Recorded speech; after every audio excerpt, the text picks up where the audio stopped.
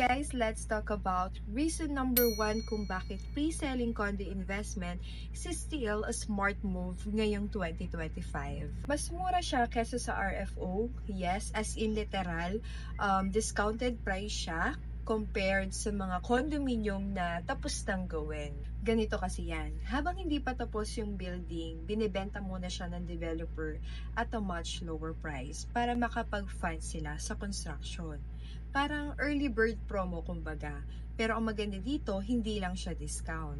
Nag-appreciate pa yung value habang tinatayo. Let's say, bumili ka ng unit worth 4 million ngayon sa pre-selling. Pag turnover niya, 3 to 5 years, pwede nang maging 5 million or more ang value nan. Kahit wala ka pang ginagawa, kumikita na siya kasi nakuha mo siya at a lower cost. In short, para kang bumili ng lupa sa probinsya noon, tapos ngayon, nagkaroon na ng mall at highway sa paligid, and then boom!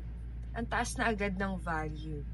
Ganun din sa pre-selling condo, you're not just buying a home, you're buying time and future value. Sa next episode, pag-uusapan naman natin kung bakit flexible ang payment terms sa pre-selling.